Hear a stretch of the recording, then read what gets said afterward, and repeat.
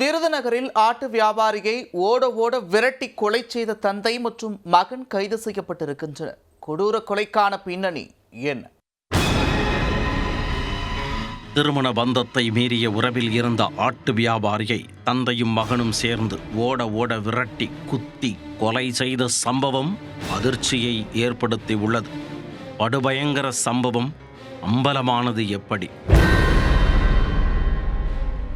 மதுரை மாவட்டம் கள்ளிக்குடி அருகே திருமால் கிராமத்தைச் சேர்ந்தவர் 40 வயதான ராமநாதன்.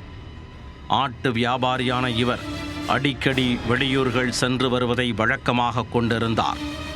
இதில் விருதுநகர் மாவட்டம் காரியாபட்டி அருகே மீனாட்சிபுரத்தைச் சேர்ந்த ராமச்சந்திரன் என்பவரின் மனைவி வைரஜோதிக்கும் ராமநாதனுக்கும் இடையே பழக்கம் ஏற்பட்டுள்ளது.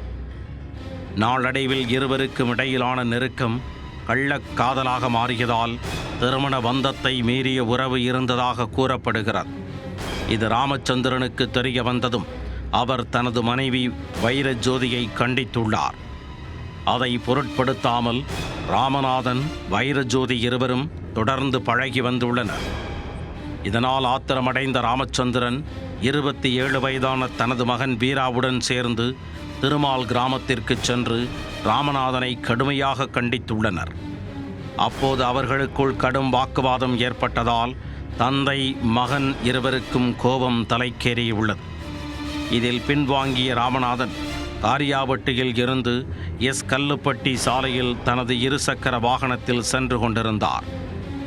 கோபம் தணியாததால் ராமச்சந்திரனும் வீராவும் ராமநாதனை பின்தொடர்ந்து சென்றுள்ளனர். இவர்கள் இருவரும் திடீரென ராமநாதனை வழிமறித்ததும் அதிர்ச்சியடைந்த அவர் அங்கிருந்து தப்பியோட முயற்சித்துள்ளார்.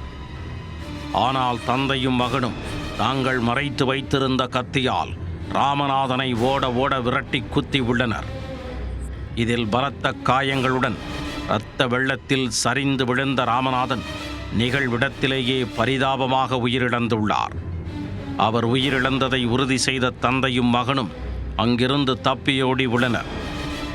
தகவல் அறிந்து விரைந்து வந்த ஆவியூர் காவல் நிலைய போலீசார் ராமநாதனின் உடலை கைப்பற்றி அரசு மருத்துவமனைக்கு அனுப்பி வைத்தனர். மேலும் ராமநாதன் கொலை வழக்கில் ராமச்சந்திரன் மற்றும் அவரது மகன் வீரா இருவரையும் போலீசார் கைது செய்து விசாரித்து வருகின்றனர். திருமணத்தை மீறிய உறவால் ஆட்டு வியாபாரி குத்தி கொலை செய்யப்பட்ட சம்பவம் காரியாபட்டி பகுதியில் பரபரப்பை ஏற்படுத்தி உள்ளது.